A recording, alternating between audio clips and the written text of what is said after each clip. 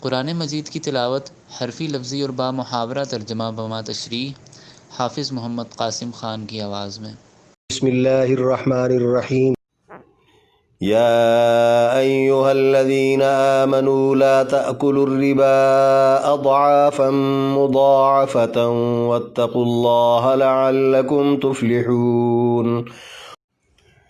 یا ایہا الذین آمنوا، اے لوگو جو ایمان لائے ہو، لا تأکلوا نہ کھاؤ تم، الربا سود، اضعافا مضاعفہ بڑھا چڑھا کر، واتقوا اللہ اور ڈرو تم اللہ سے، لعلکم تاکہ تم، تفلحون فلاح پا جاؤ۔ پوری آیت۔ اے ایمان والو تم بڑھا چڑھا کر سود نہ کھاؤ اور اللہ سے ڈرو تاکہ تم فلاح پا جاؤ۔ واتقوا النار التي اعدت للكافرین۔ واتقوا النار اور ڈرو تم آگ سے، التی وہ جو، اعدت تیار کی گئی ہے، للکافرین کافروں کے لیے۔ پوری آیت۔ تم اس آگ سے بچو جو کافروں کے لیے تیار کی گئی ہے۔ وَأَطِيعُوا اللَّهَ وَالرَّسُولَ لَعَلَّكُمْ تُرْحَمُونَ۔ وَأَطِيعُوا اللَّهَ وَالرَّسُولَ اور تم کہا مانو اللہ کا اور رسول کا، لعلکم تاکہ تم، ترحمون رحم کیے جاؤ۔ پوری آیت۔ اور تم اللہ رسول کی باتیں مانو تاکہ تم پر رحم کیا جائے۔ وَسَارِعُوا إِلَى مَغْفِرَةٍ مِّن رَّبِّكُمْ وَجَنَّةٍ عَرْضُهَا السَّمَاوَاتُ وَالْأَرْضُ أُعِدَّتْ لِلْمُتَّقِينَ۔ وسارعوا اور دوڑو تم، الی مغفرۃ بخشش کی طرف، من ربکم اپنے رب کی، وجنۃ اور جنت کی طرف، عرضها چوڑائی اس کی، السماوات والارض آسمانوں اور زمین جتنی ہے، اعدت تیار کی گئی ہے، للمتقین پرہیزگاروں کے لیے۔ پوری آیت۔ اور تم اپنے رب کی بخشش اور جنت کی طرف دوڑو جس کی چوڑائی آسمانوں اور زمین کے برابر ہے، جو صرف پرہیزگاروں کے لیے تیار کی گئی ہے۔ الذین ينفقون فی السراء والضراء والکاظمین الغیظ والعافین عن الناس واللہ یحب المحسنین۔ الذین وہ لوگ جو، ینفقون خرچ کرتے ہیں، فی السراء خوشیوں میں، والضراء اور تکلیفوں میں، والکاظمین اور پی جانے والے ہیں، الغیظ غصے کو، والعافین اور درگزر کرنے والے ہیں، عن الناس لوگوں سے، واللہ یحب اور اللہ دوست رکھتا ہے، المحسنین نیکی کرنے والوں کو۔ پوری آیت۔ جو لوگ خوشیوں اور تکلیفوں میں خرچ کرتے ہیں اور غصہ پینے والے اور لوگوں سے درگزر کرنے والے ہیں، اللہ ایسے نیکی کرنے والوں کو پسند کرتا ہے۔ والذین اذا فعلوا فاحشة او ظلموا انفسهم ذکروا اللہ فاستغفروا لذنوبهم ومن يغفر الذنوب الا اللہ وَلَمْ يُصِرُّوا عَلَى مَا فَعَلُوا وَهُمْ يَعْلَمُونَ۔ والذین اور وہ لوگ جو، اذا فعلوا جب وہ کر گزریں، فاحشۃ کھلا گناہ، او ظلموا یا وہ ظلم کر بیٹھیں، انفسہم اپنی جانوں پر، ذکروا اللہ یاد کریں اللہ کو، فاستغفروا معافی مانگیں وہ، لذنوبہم اپنے گناہوں کی، ومن اور کون ہے جو، یغفر معاف کرتا ہے، الذنوب گناہوں کو، الا اللہ سوائے اللہ کے، ولم اور نہ، یصروا اصرار کریں، علی ما اوپر اس کے جو، فعلوا کیا انہوں نے، وہم یعلمون اور وہ جانتے ہیں۔ پوری آیت۔ اور ایسے لوگ جو کہ جب بھی کھلا گناہ کر بیٹھیں یا اپنی جانوں پر ظلم کر بیٹھیں تو اللہ کو یاد کریں اور اپنے گناہوں کی معافی مانگیں، اور اللہ کے علاوہ ہے کون جو گناہ بخشے، اور وہ جانتے بوجھتے اپنے کیے پر اصرار نہ کریں۔ أولئك جزاؤهم مغفرة من ربهم وجنات تجري من تحتها الأنهار خالدين فيها ونعم أجر العاملين۔ اولئک وہ لوگ جزاؤہم بدلہ ان کا مغفرتن بخشش ہے من ربہم ان کے رب کی طرف سے، وجناتن اور باغات ہیں، تجری بہتی ہیں، من تحتها الانہار ان کے نیچے سے نہریں، خالدین فیہا ہمیشہ رہنے والے ہیں اس میں، ونعم اور اچھا ہے، اجر ثواب العاملین عمل کرنے والوں کا۔ پوری آیت۔ یہ وہی لوگ ہیں جن کا بدلہ ان کے رب کی طرف سے بخشش اور باغات ہیں جن کے نیچے بہتی نہریں ہیں، وہ ان میں ہمیشہ رہیں گے۔ عمل کرنے والوں کا صلہ کیا ہی اچھا ہے۔ قد خلت من قبلكم سنن فسيروا في الأرض فانظروا كيف كان عاقبة المكذبين۔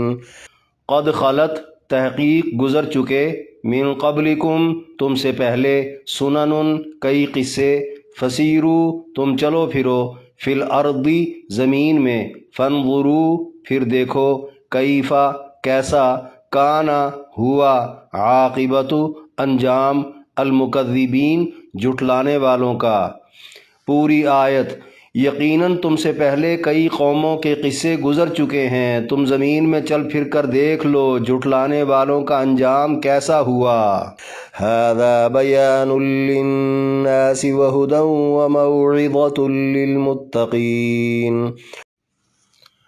ھذا بیان للناس یہ بیان ہے لوگوں کے لیے، وہدی اور رہنمائی ہے، وموعظۃ اور نصیحت ہے، للمتقین پرہیزگاروں کے لیے۔ پوری آیت۔ یہ قرآن عام لوگوں کے لیے بیان ہے اور پرہیزگاروں کے لیے ہدایت اور نصیحت ہے۔ وَلَا تَهِنُوا وَلَا تَحْزَنُوا وَأَنْتُمُ الْأَعْلَوْنَ إِن كُنتُم مُؤْمِنِينَ۔ وَلَا تَهِنُوا اور نہ کمزور پڑو تم، وَلَا تَحْزَنُوا اور نہ غم کرو، وَأَنْتُمْ اور تم ہی، الْأَعْلَوْنَ سربلند رہو گے، ان کنتم اگر ہو تم، مؤمنین ایمان رکھتے۔ پوری آیت۔ مسلمانوں تم کمزور نہ پڑو اور غم نہ کرو، تم ہی سربلند رہو گے اگر تم ایمان و یقین رکھتے ہو تو۔ إن يمسسكم قرح فقد مس القوم قرح مثله وتلك الأيام نداولها بين الناس وليعلم الله الذين آمنوا ويتخذ منكم شهداء والله لا يحب الظالمين۔ این یمسسکم اگر پہنچا ہے تمہیں، قرح زخم، فقد مس القوم یقیناً پہنچا اس قوم کو بھی، قرح زخم، مثلہ اسی جیسا، وتلک الایام اور یہ جو دن ہیں، نداولھا گھماتے رہتے ہیں ہم ان کو، بین الناس درمیان لوگوں کے، ولیعلم اللہ اور تاکہ جان لے اللہ، الذین ان لوگوں کو جو آمنو ایمان لے آئے، ویتخذ اور لے لے، منکم تم میں سے، شہداء شہیدوں کو، واللہ لا یحب الظالمین اور اللہ نہیں پسند کرتا ظالموں کو۔ پوری آیت۔ مسلمانوں اگر تمہیں زخم لگا ہے تو کافروں کو بھی ایسا ہی زخم لگا تھا، اور یہ جو دن ہے ان کو ہم لوگوں کے درمیان پھیرتے رہتے ہیں تاکہ اللہ ایمان والوں کی جان پہچان الگ کر لے، اور اللہ تم میں سے شہادتیں قبول کر لے، اور اللہ ظالموں کو دوست نہیں بناتا۔ وَلِيُمَحِّصَ اللَّهُ الَّذِينَ آمَنُوا وَيَمْحَقَ الْكَافِرِينَ۔ وَلِيُمَحِّصَ اللَّهُ اور تاکہ صاف کر دے اللہ، الذین آمنوا ان لوگوں کو جو ایمان لائے، وَيَمْحَقَ الْكَافِرِينَ اور کافروں کو ختم کر دے۔ پوری آیت، اور تاکہ اللہ مومنوں کو کھوٹ سے پاک صاف کر دے اور کافروں کا خاتمہ کر دے۔ ام حسبتم ان تدخلوا الجنة ولما يعلم الله الذين جاهدوا منكم ويعلم الصابرين۔ ام حسبتم، کیا گمان کر لیا تم نے، ان تدخلوا الجنت، یہ کہ داخل ہو جاؤ گے تم جنت میں، ولما، اور جب کہ نہیں، یعلم اللہ، جان سکا اللہ، الذین، ان لوگوں کو جنہوں نے، جاہدو، جہاد کیا ہو، منکم، تم میں سے، ویعلم، اور نہیں جان سکا، الصابرین، صبر کرنے والوں کو۔ پوری آیت۔ تمہارا کیا یہ گمان ہے کہ جنت چلے جاؤ گے جب کہ تم میں سے جہاد کرنے اور صبر کرنے والوں کی جان پہچان اللہ نے الگ نہیں کی؟ وَلَقَدْ كُنْتُمْ تَمَنَّوْنَ الْمَوْتَ مِنْ قَبْلِ أَنْ تَلْقَوْهُ فَقَدْ رَأَيْتُمُوهُ وَأَنْتُمْ تَنْظُرُونَ۔ وَلَقَدْ كُنْتُمْ، اور یقیناً تھے تم، تمنون الموت، تمنا رکھتے موت کی، من قبلی، اس سے پہلے، ان تلقوہ، کہ سامنا کرو تم اس کا، فقد رأیتموہ، اب یقیناً تم نے اسے دیکھ لیا ہے، وانتم تنظرون، اور تم دیکھ رہے ہو۔ پوری آیت۔ اور تم تو موت ملنے سے قبل شہادت کی تمنا کیا کرتے تھے، سو اب وہ تمہارے سامنے ہے اور تم دیکھ رہے ہو۔ اس رکوع میں 14 آیات کی تشریح۔ آیت نمبر 130، یا ایہا الذین آمنوا لا تأکلوا الربا اضعافا مضاعفة واتقوا اللہ لعلکم تفلحون۔ فرمایا، اے ایمان والو، تم بڑھا چڑھا کر سود نہ کھاؤ اور اللہ سے ڈرو تاکہ تم فلاح پا جاؤ۔ یعنی کچھ بھی ہو جائے، سود کم ہو یا زیادہ، بالکل نہیں کھانا۔ بظاہر مال بہت تیزی سے بڑھتا ہے، شروع میں چاہے کم ہی ہو۔ جہاد کے عنوان کی آیات میں سود کا ذکر یہ بتانے کے لیے کیا ہے کہ سود کھانے سے جذبہ جہاد ختم ہو جاتا ہے، عبادات اور دعائیں مسترد ہو جاتی ہیں، کافروں کے مقابلے میں کامیابی بھی ناممکن ہو جاتی ہے۔ کافروں نے تو سودی لین دین کر کے 1 سال کے اندر اندر جنگی ساز و سامان بھی تیار کر لیا ہوگا، مگر یہ ترقی ان کے کام آنے والی نہیں۔ ان کی بنسبت تمہاری بے سر و سامانی تمہیں جتوا سکتی ہے۔ بس تمہارا ساز و سامان اللہ کا ڈر ہے، وہ تم نے اختیار کیے رکھنا ہے تاکہ تم دنیا آخرت میں فلاح پا جاؤ۔ آج کے نام نہاد مسلمان بھی سودی معیشت کو اپنی ترقی سمجھ رہے ہیں، جبھی تو دن بدن ذلت و پستی اور مغلوبیت کا شکار ہوتے جا رہے ہیں۔ کیا ان مسلمانوں کو اللہ کی باتوں پر تب یقین آئے گا جب ان کے لیے اپنی شناخت بچانا بھی ناممکن ہو جائے گا؟ آیت نمبر 131، وَاتَّقُوا النَّارَ الَّتِي أُعِدَّتْ لِلْكَافِرِينَ۔ فرمایا، تم اس آگ سے بچو جو کافروں کے لیے تیار کی گئی ہے، یعنی جہنم تو کافروں کا ٹھکانہ ہے، تم نے خود کو بہر صورت جہنم سے بچانا ہے، اس لیے سود خوری کا ارتکاب ہرگز نہ کرنا۔ سود خوری اگرچہ کفر نہیں، مگر سود کو جائز اور حلال سمجھ لینا کفر ہے، اس لیے انجام کار جہنم ہو سکتا ہے، ورنہ کبیرہ گناہ تو ہے ہی، توبہ نہ کرنے پر بھی کافروں کی طرح جہنم میں جلنا پڑے گا، جو مومنوں کے لیے مناسب ہی نہیں۔ آیت نمبر 132، وَأَطِیعُوا اللَّهَ وَالرَّسُولَ لَعَلَّکُمْ تُرْحَمُونَ۔ فرمایا، اور تم اللہ رسول کی باتیں مانو تاکہ تم پر رحم کیا جائے، یعنی اللہ کے رحم و کرم پر جہنم سے خلاصی صرف اور صرف اللہ رسول کی فرما برداری سے ہی ممکن ہے۔ خالی ایمان کا دعویٰ کافی نہ ہوگا، اطاعت بھی لازمی ہے، عام حالات ہوں یا خاص جنگی ماحول ہو۔ آیت نمبر 133، وَسَارِعُوا سے اُعِدَّتْ لِلْمُتَّقِین تک۔ فرمایا، اور تم اپنے رب کی بخشش اور جنت کی طرف دوڑو جس کی چوڑائی آسمانوں اور زمین کے برابر ہے، جو صرف پرہیزگاروں کے لیے تیار کی گئی ہے۔ یعنی ہر حال میں مومنوں کا مطمع نظر اور مقصد حیات بخشش اور حصول جنت ہونا چاہیے کہ کسی طرح اللہ ہم سے راضی ہو کر ہمیں جنت کا وارث بنا دے۔ اس کے لیے ہر شعبے میں پرہیزگاری اختیار کرنا ہوگی، کیونکہ جنت پرہیزگاروں کے لیے تیار ہو چکی ہے۔ اور جنت کی نعمتیں اور مخلوقات شدت سے منتظر ہیں، لہٰذا ان اعمال کی طرف جھپٹنا ہوگا جو جنت میں جانے کا سبب بنتے ہیں۔ انسان نے چونکہ دیکھی ہی صرف آسمان و زمین کی وسعت ہے، اس سے زیادہ کا اسے ادراک ہی نہیں، اس لیے جنت کی چوڑائی کو اس کے ساتھ تشبیہ دے دی گئی، ورنہ جنت کی وسعت کا تو اندازہ ہی نہیں۔ آیت نمبر 134، الذین ینفقون سے واللہ یحب المحسنین تک فرمایا، جو لوگ خوشیوں اور تکلیفوں میں خرچ کرتے ہیں اور غصہ پینے والے اور لوگوں سے درگزر کرنے والے ہیں، اللہ ایسے نیکی کرنے والوں کو پسند کرتا ہے۔ یعنی مال جوڑنے اور بڑھانے کی بجائے خوشی غمی میں مال خرچ کرتے رہنا چاہیے۔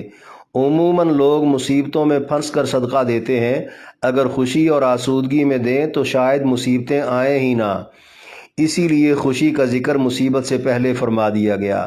امام بغوی کے بقول جو اعمال بندے کو اللہ کا محبوب اور جنتی بناتے ہیں ان میں سب سے پہلے سخاوت کا درجہ ہے۔ نبی علیہ السلام نے فرمایا، سخی اللہ سے قریب، جنت سے قریب، لوگوں سے قریب اور دوزخ سے دور ہے، جبکہ کنجوس آدمی اللہ سے دور، جنت سے دور، لوگوں سے دور، دوزخ سے قریب ہے۔ ایک اور حدیث میں فرمایا، جاہل سخی عابد بخیل سے، دوسری جگہ عالم بخیل سے اللہ کے نزدیک افضل ہے، کیونکہ سخاوت کرنا اللہ کی سب سے بڑی صفت ہے۔ نبی علیہ السلام نے فرمایا، سخاوت جنت کا اور کنجوسی جہنم کا درخت ہے، دونوں کی ٹہنیاں دنیا میں پھیلی ہوئی ہیں، جو کوئی جس ٹہنی کو ہاتھ ڈالے گا وہ اسے کھینچ کر اپنی طرف لے جائے گی۔ آپ علیہ السلام نے فرمایا، ایک درم 1,00,000 درم سے بازی لے گیا۔ پوچھا گیا وہ کیسے؟ فرمایا، ایک امیر آدمی نے 1,00,000 درم سخاوت کی، جبکہ ایک غریب کے پاس 2 درم تھے، اس میں سے اس نے 1 درم سخاوت کر دیا، غریب کا 1 درم امیر کے 1,00,000 سے بازی لے گیا۔ سخاوت کے بعد غصہ پینے اور لوگوں سے درگزر کرنے والوں کا ذکر ہے۔ بحوالہ تفسیر مظہری، نبی علیہ السلام نے فرمایا، غصے سے بھرا ہوا شخص جو غصہ پی جائے، باوجود اس کے کہ اس کو غصہ نکالنے کی پوری طاقت تھی، اللہ اس کے دل کو امن اور ایمان سے بھر دے گا۔ بحوالہ روح المعانی بروایت انس بن مالک رضی اللہ عنہ، نبی علیہ السلام نے فرمایا، غصہ نکال سکنے کی طاقت کے باوجود جس نے اپنا غصہ روک لیا، روز قیامت اللہ سب کے سامنے اسے بلا کر فرمائے گا، تجھے اختیار دیتا ہوں، اپنی مرضی کی حور پسند کر لے۔ ابن عباس رضی اللہ عنہ کی روایت ہے، نبی علیہ السلام نے فرمایا، غصے کے گھونٹ سے زیادہ اللہ کو کوئی اور گھونٹ محبوب نہیں۔ ابی بن کعب رضی اللہ عنہ سے مروی ہے، نبی علیہ السلام نے فرمایا، جو چاہتا ہے جنت میں اس کا مکان سب سے اونچا اور درجہ سب سے بلند ہو، وہ اسے معاف کر دیا کرے جو اس پر ظلم کرے، اور اسے عطا کر دیا کرے جو اسے محروم رکھے۔ ایک اور جگہ فرمایا، لوگوں سے درگزر کیا کرو۔ ایک اور جگہ ارشاد ہے، اپنے نوکروں سے شفقت کرو اور انہیں معاف کر دیا کرو۔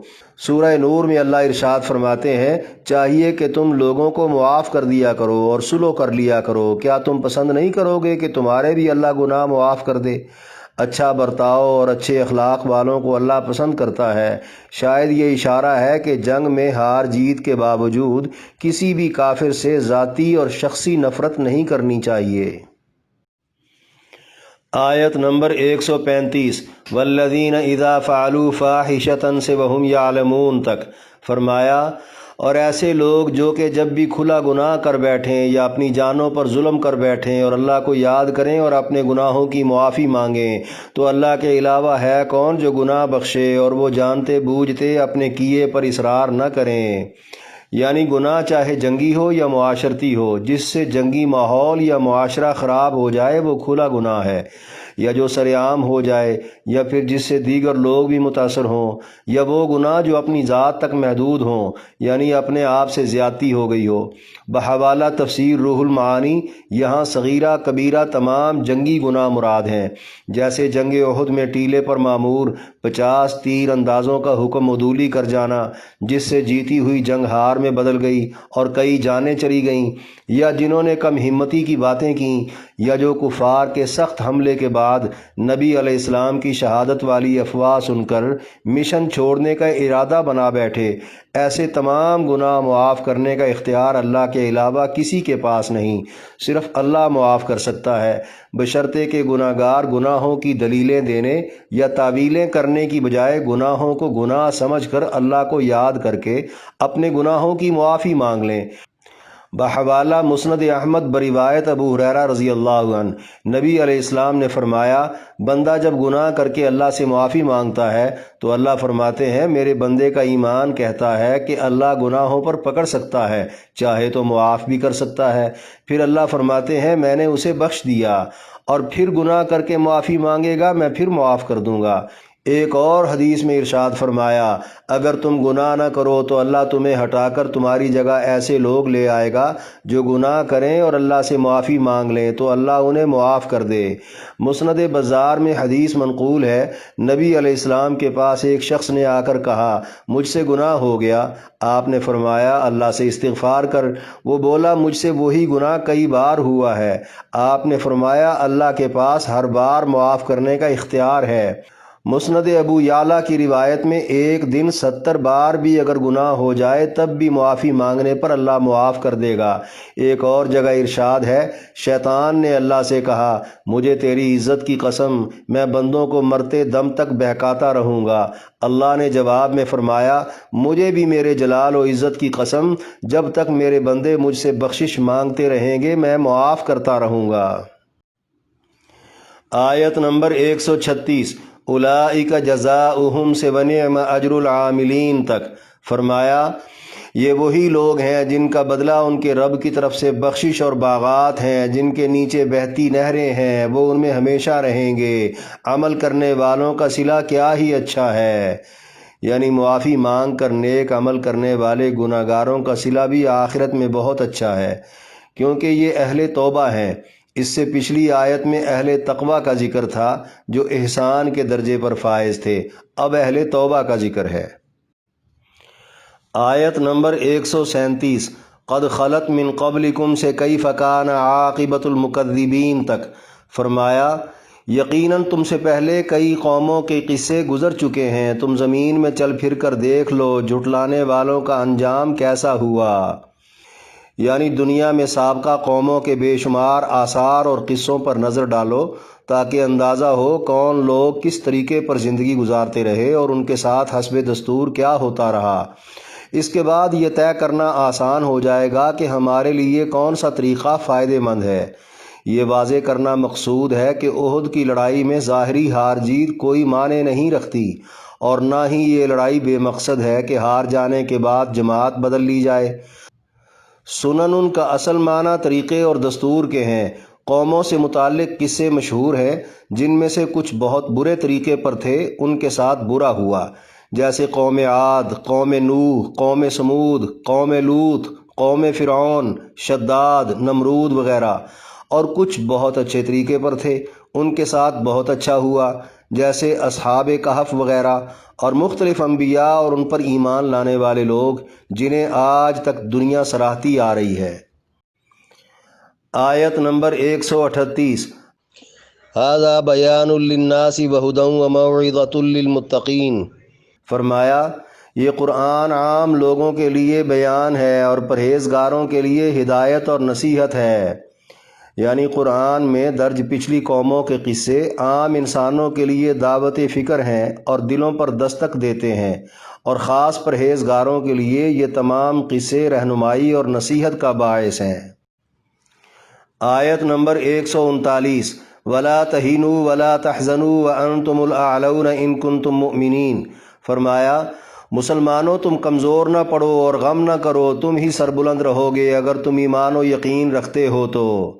یعنی جنگ احد میں عارضی پریشانی سے دل نہیں چھوڑنا، ہمت نہیں ہارنی، اور جو بظاہر جانی نقصان ہوا ہے اس پر افسوس بھی نہیں کرنا، بلکہ مشن پر مستحکم رہنا۔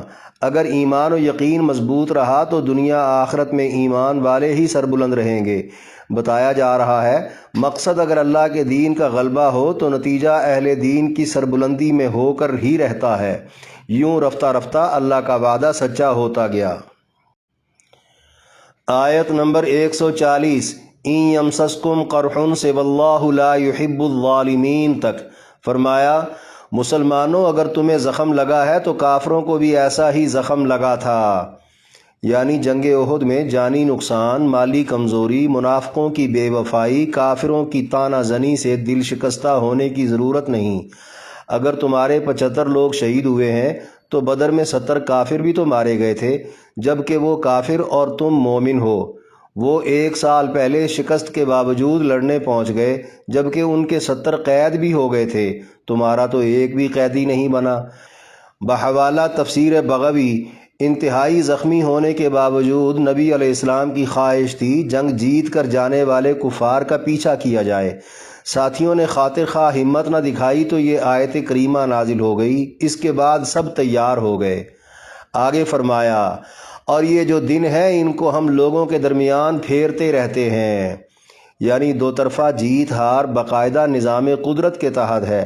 اگرچہ یقینی طور پر اللہ اپنے نبی اور مسلمانوں کا حامی ہے، مگر حکمت خدابندی کا تقاضا ہے ہر جنگی فریق کو کبھی اوپر کبھی نیچے کیا جائے، اس پر تو اشکال ہونا ہی نہیں چاہیے۔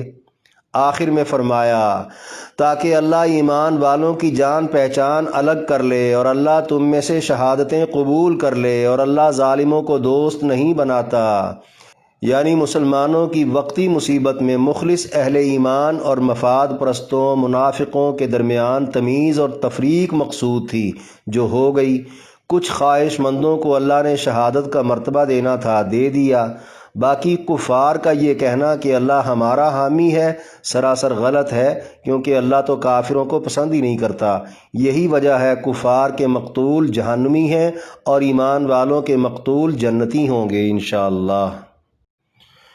آیت نمبر 141 وَلِيُمَحِّصَ اللَّهُ الَّذِينَ آمَنُوا وَيَمْحَقَ الْكَافِرِينَ۔ فرمایا اور تاکہ اللہ مومنوں کو کھوٹ سے پاک صاف کر دے اور کافروں کا خاتمہ کر دے، یعنی مومنوں کے لیے جیت تو مفید ہے ہی، ہار بھی غیر مفید نہیں۔ ہار سے گناہوں کا میل کچیل دھل جاتا ہے اور کردار کی صفائی ہو جاتی ہے، جبکہ کافروں کی ہار ان کے خاتمے پر منتج ہوگی۔ بحوالہ تفسیر مدارک، عبداللہ بن عباس رضی اللہ عنہ کا فرمان ہے کافروں کی فتح میں مومن اور منافق کے درمیان تمیز ہوتی ہے، مومن پاک صاف ہو جاتا ہے، مقتولین جنتی بن جاتے ہیں، مسلمانوں کی فتح میں کفار مٹ جاتے ہیں۔